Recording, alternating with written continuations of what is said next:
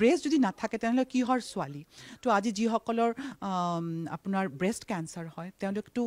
নিজৰ ব্ৰেষ্ট তেনেহ'লে তেতিয়া কি তেওঁ কি নিজৰ নাৰীত্বটো কি গুচি যায় তেতিয়া মোৰ বিয়াটো কিন্তু এটা সাধাৰণ বিয়া নাছিলে সেইকাৰণে মই ইমান চিঞৰি মই কওঁ যে মই অসমত ফাৰ্ষ্ট টাইম মোৰ এনেকুৱা বিয়া হৈছে বিয়া হোৱাৰ পিছতে এটা কথা আহি যায় সন্তান জন্ম দিব পৰা সেইটো কথা আহিব বিশেষকৈ আপুনি সন্তান জন্ম দিব পাৰিব ভুল যিটো শৰীৰ আছিলে সেই শৰীৰত মই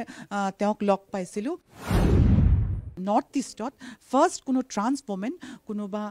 জন্মগত ল'ৰাৰ লগত বিয়া পাতিছে মানে নাৰী এগৰাকীৰ ফিলিংছ সেইটো জানাৰ অধিকাৰ কাৰো নাই তুমি যে সাৰ্জাৰীবিলাক কৰিব বিচাৰিছা বা তুমি আগবাঢ়ি যাব বিচাৰিছা তো মই যদি কওঁ যে মই তোমাৰ লগত আছোঁ তে তুমি কেনেকুৱা লাগিব তোমাৰ সাংঘাতিক ভাল লাগিব তো মই তোমাক সেইটো কাৰণে আজি ক'ব বিচাৰোঁ যে আই লাভ ইউ মই তোমাৰ লগত থাকিব বিচাৰোঁ আৰু তোমাক গোটেই লাইফ তোমাক ছাপোৰ্ট দিম তোমাৰ লগত কেনেকুৱা খুব ভাল লাগিছে ফ্ৰেণ্ডশ্বিপৰ পৰা ভাল পোৱাৰ পৰা পত্নী হিচাপে লৈছোঁ তাইৰাক মই খুব ভাল খুব হেপী আৰু এতিয়া আৰু আপোনালোকে আমাক ইয়াতে মাতিছে মনৰ কথা ক'বৰ কাৰণে সেইকাৰণে আপোনাক আৰু আপোনালোকৰ চেনেলক বহুত বহুত ধন্যবাদ প্ৰথমে ভাবিছিল নে বিয়া হ'ব বুলি নেকি সৰুৰ পৰাতো তেনেকুৱা একো ভাবা নাই ন সৰুৰ পৰাতো মই নিজৰ যি মোৰ আইডেণ্টিটি সেইটো লৈয়ে মোৰ মানে বেছি প্ৰব্লেমবিলাক আছিলে কাৰণ মোৰ এটা হিষ্ট্ৰী আছে কাৰণ মোৰ জন্ম হৈছিল এটা ভুল শৰীৰত মোৰ ভিতৰত এগৰাকী নাৰী অস্তিত্ব মই অনুভৱ কৰিছোঁ সৰুৰ পৰাই তো এনেকুৱা সমাজতটো আৰু মোৰ যিটো শৰীৰ আৰু মোৰ যিটো মনৰ ভিতৰত যি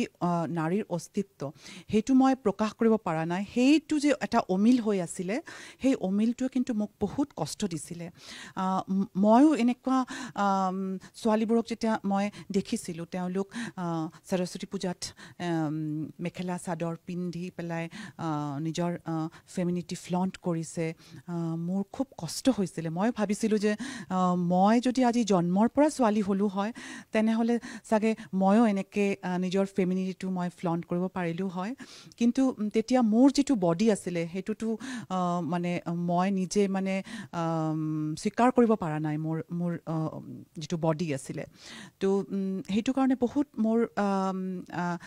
ডিপ্ৰেশ্যন আছিলে মনৰ কষ্ট আছিলে সেইটো মোৰ লাইফটো মানে সাংঘাতিকভাৱে প্ৰভাৱিত কৰিছিলে মই যেতিয়া চাইছিলোঁ বেলেগৰ বিয়া হৈছে কোনোবা ছোৱালীৰ বিয়া হৈছে মোৰো এনেকুৱা লাগিছিলে যে মোৰ কি এনেকুৱা হ'বনে নাই মই নিজৰ অস্তিত্বটো কেতিয়াবা এনেকৈ ওলাই আনিব পাৰিম নে নাই মানুহৰ সন্মুখত মই নিজে জানো মই কি হয় আইনাৰ সন্মুখত মই জানো মই কি হয় কিন্তু মানুহেতো সেইটো গম পোৱা নাই তো আৰু সেইটোৱে মানে মোৰ খুব ডিপ্ৰেশ্যন দিছিলে যে মোৰ বিয়া হ'বনে নাই মই নিজৰ অস্তিত্ব এই সমাজৰ সন্মুখত প্ৰমাণ কৰিব পাৰিম নে নাই তো লাহে লাহে আৰু মোৰ জীৱন এটা গতিত গ'ল আৰু পৰিৱৰ্তিত হ'ল মই ৰূপান্তৰিত হ'লোঁ চাৰ্জাৰী হ'ল মোৰ চাৰ্জাৰী হৈ মই একদম মনৰ পৰা আৰু বডিৰ পৰা বা শৰীৰৰ পৰা মই এগৰাকী নাৰী হৈ উঠিলোঁ তাৰপিছত বিক্ৰমজিতৰ লগততো মোৰ মই লগ পাইছিলোঁ তো তেতিয়াতো মোৰ মানে সেই ৰূপান্তৰৰ যাত্ৰা মোৰ আৰম্ভ হোৱা নাছিলে তেতিয়া মই বিক্ৰমজিতক কৈছিলোঁ মোৰ নিজৰ কথাখিনি কাৰণ আগতে মই কাকো সেই নিজৰ কথাখিনি ক'ব পৰা নাই নিজৰ মা দেউতাকো মই ক'ব পৰা নাই তো সেইটো মই কোৱা নাই কাৰণ মানুহে এইটো বুজি নাপাব যে মনত এটা শৰীৰত এটা তো মোক পাগল বুলি ক'ব পাৰে তো সেইবিলাক ভাবি পেলাই মই কাকো ক'ব সাহস কৰা নাই কিন্তু বিক্ৰমজিতক যেতিয়া মই লগ পালোঁ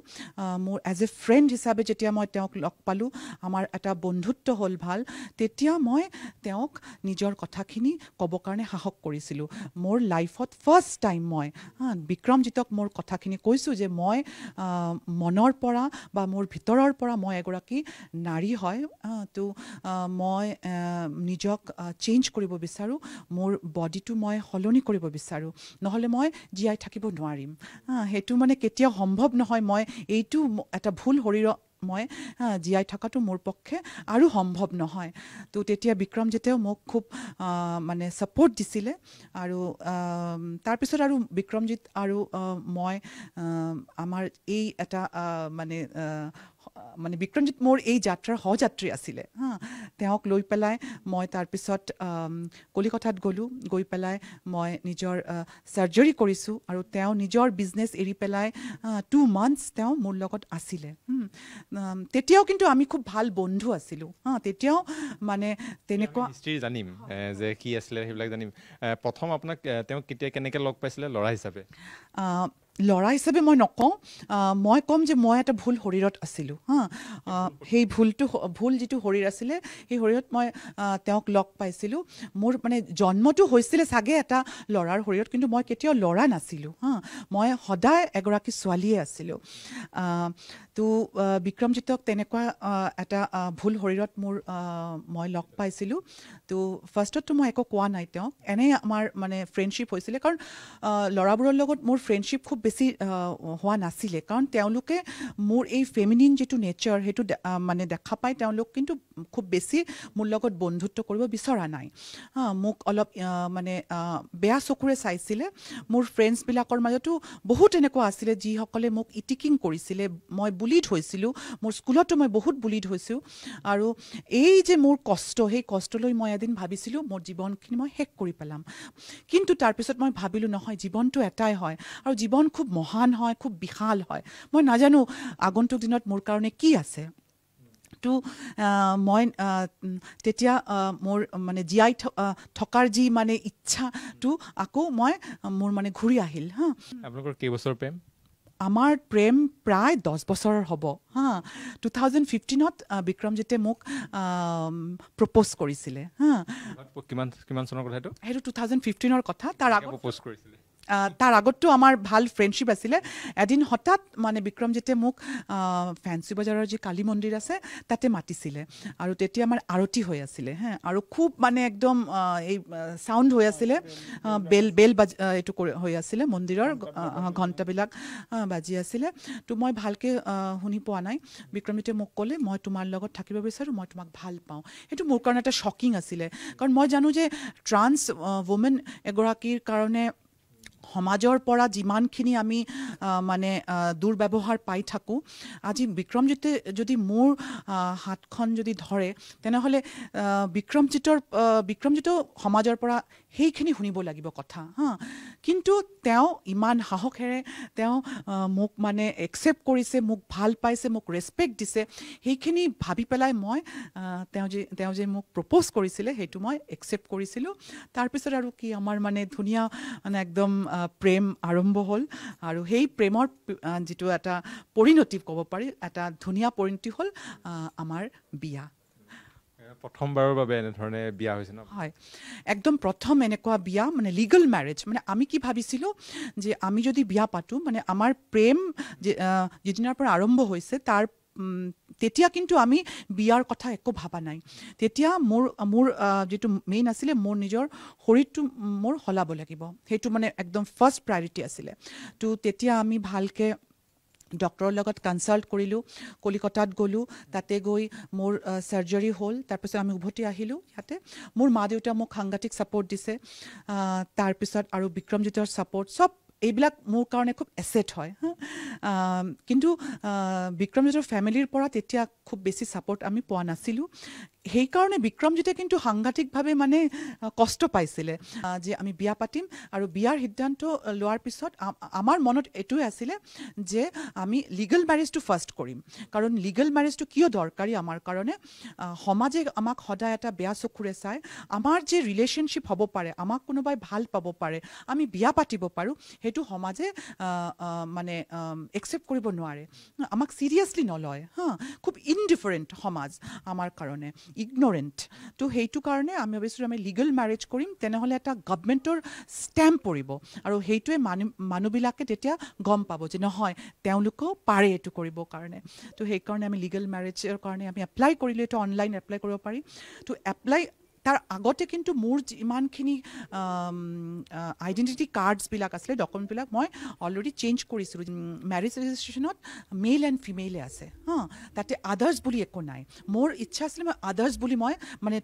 এজ এ ট্ৰান্সজেণ্ডাৰ মই এপ্লাই কৰিম কিন্তু তাতে কোনো অপশ্যন নাছিলে তাতে মেল অথবা ফিমেইল তো তেতিয়াতো এতিয়া বিয়া পাতিব গ'লে তেতিয়া মোৰ এইটো মানে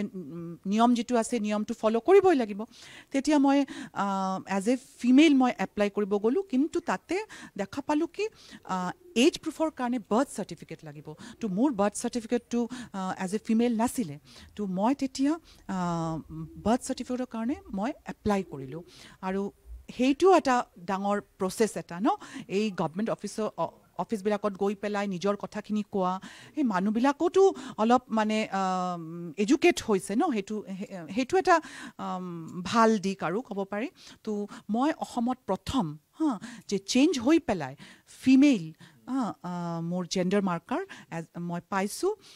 মোৰ বাৰ্থ চাৰ্টিফিকেট তো সেই বাৰ্থ চাৰ্টিফিকেট মই আপলোড কৰিছোঁ আপলোড কৰি পেলাই মোৰ এজ প্ৰুফটো হৈ গ'ল আৰু মোৰ কাৰণে মোক এটা ন'টিছ পিৰিয়ড দিলে 1 মান্থৰ তো তেতিয়া আমাক 26th মে আমাক মাতিলে তো সেই 26th মে আমি গ'লোঁ আৰু তেতিয়া আমাৰ লিগেল যিটো মেৰেজ হয় সেই লিগেল মেৰেজটো আমাৰ হৈ গ'ল সেইটো এটা হিষ্টৰিক ডে আছিলে আমাৰ কাৰণে কাৰণ সেইটো মানে ফাৰ্ষ্ট টাইম অসমত ক'ব গ'লে নৰ্থ ইষ্টত ফাৰ্ষ্ট কোনো ট্ৰান্স ওমেন কোনোবা জন্মগত ল'ৰাৰ লগত বিয়া পাতিছে লিগেলি তো তাৰপিছত আমাৰ এটা ছ'চিয়েল মেৰেজ কৰাৰ কথা আমাৰ মানে ঘৰৰ পৰা আহিল যে আমি ছ'চিয়েল মেৰেজ কৰিব লাগিব তেতিয়া আমি ডিচাইড কৰিলোঁ যে আমি বিয়া যদি ছ'চিয়েল মেৰেজ কৰোঁ আমি এনেই ঘৰত পূজাৰী মাতি পেলাই কৰিব পাৰিলোঁ হয় কিন্তু আমাক সমাজক দেখাব লাগিব যে হয় আমিও পাৰোঁ বিয়া পাতিব আপোনালোকে যিমানে হেইট্ৰেট আমাক এইটো কৰক যিমানে হিংসা আমাৰ কাৰণে কৰি থাকক কিন্তু আমাৰ যিটো লিগেল ৰাইটছ আমাক সংবিধানে যিখিনি আমাক দিছে ৰাইটছ সেইখিনি কিন্তু আমি জানো আমি এইখিনি এডুকেশ্যন আমাৰ আছে তো সেইটো কাৰণে আমি ঠিক কৰিলোঁ আমি উগ্ৰতাৰা মন্দিৰ